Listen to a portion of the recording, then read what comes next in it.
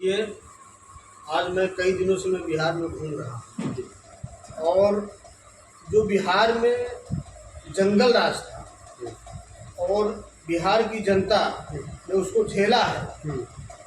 आज मैं एक जगह बैठा हुआ था, कुछ अधिकारी कर्मचारी मिल गए, उन्होंने एक घटना का जिक्र किया। जब यहाँ एक आईएएस हुआ करते थे, उनकी पत्नी के साथ जो यहाँ व्यवहार हुआ, ये तमाम घटनाएं हैं जो इस बिहार की जनता भूली नहीं और अब उसका समय आ गया है। तो नीतीश जी तो यही कहा कि सत्ता में है 20 सालों से। देखिए, इन लोगों की कथनी और करनी में बहुत अंतर है। और मैं तो ये कहता हूँ, नीतीश जी बेचारे बहुत बुजुर्ग हो गए हैं, उनको तो संन्यास ले लेना चाहिए। अभी उनका एक वीडियो बहुत धड़ल्ले से चल रहा है जी। एक महिला जो पार्टी की नेता है, उनके गले में माला डाल रहे हैं। महिलाओं को सम्मान देना अच्छी बात है, लेकिन माला डालना गले में ये जो है ठीक नहीं है। उनको हाथ में, और बड़ी बात है कि उनके पार्टी के सांसद मना भी कर रहे हैं, नेताजी ये क्या कर रहे हैं, लेकिन सांसद को भी डांट रहे हैं मंत्री। तो मैं तो कहूँगा उनको तो भाई संन्यास ले लेना चाहिए। सर संभल नहीं रहा क्या कुछ? नहीं, कुछ नहीं संभल रहा। देखो क्या है कि आज इस देश में रोजगार सबसे बड़ी समस्या है। इस प्रदेश का नौजवान पलायन कर रहा है, कहीं बम्बई जा रहा है, कहीं दिल्ली जा रहा है। अभी जो त्यौहार है छठ मैया का, और आपने देखा कि ट्रेनों की क्या हालत है। अभी टेलीविजन में चल रहा था कि मैंने देखा एक न्यूज़ में कि मुंबई में लोग अपोजिट साइड से ट्रेन में चढ़ रहे हैं और ट्रेन आ जाए तो खतरा हो जाएगा।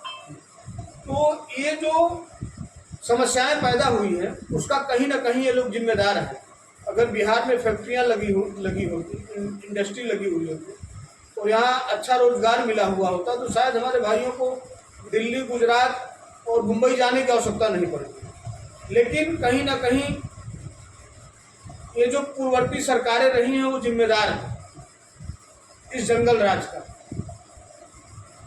अब क्या लगता है कि अब आप लोगों के आने से जनता समझ पाएगी आप लोगों के विजन को? देखिए, भागीदारी पार्टी और हमारे जो और भी साथी हैं, आपने देखा जब यूपी में चुनाव था तो हम लोग एक भागीदारी संकल्प मोर्चा बना के चुनाव लड़े। अब यहाँ जगह थोड़ा सा चूक हुआ, नहीं हम लोग छोटे छोटे दलों का यहाँ बड़ा मोर्चा बनाते और इन बदमाशों को भगाने के लिए। लेकिन थोड़ा सा मैं भी थोड़ा व्यस्तता की वजह से हम लोग इधर समय नहीं दे पाए। लेकिन देखो, एक पीके भी घूम रहा है। मैं तो लोगों को कहूँगा, ये जो पूर्ववर्ती सरकारें ने जो हालत किया है, उसका गुरु है ये पीके। अब पीके से लोगों को सावधान रहना चाहिए। और पार्टी का भी नाम ऐसे रखा हुआ है, जन सुराज। सुर का मतलब सुरा, सुरा का मतलब शराब। तो कहने का मतलब है कि इस सुरा शराब से इस बिहार प्रदेश की जनता सावधान रहे। अभी इनका मैं बयान एक सुन रहा था, इन्होंने कहा कि 12,500 लोगों से इन्होंने आवेदन कराया है। आवेदन शुल्क 21,000 लिया। ये भ्रष्टाचार नहीं है तो क्या है? आपने एक एक सीट पर 200, 150 लोगों को बेवकूफ़ बनाया और दुनिया भर का बिहार से आपने पैसा इकट्ठा कर लिया। तो कहने का मतलब इसका तो अभी दिख रहा है। तो बिहार की जनता को इस डकैत से तो सावधान रहे। बाकी को तो निकल दिया जाएगा, जो पुराने खिलाड़ी हैं, और जनता भी पुरानी खिलाड़ी हो गई है।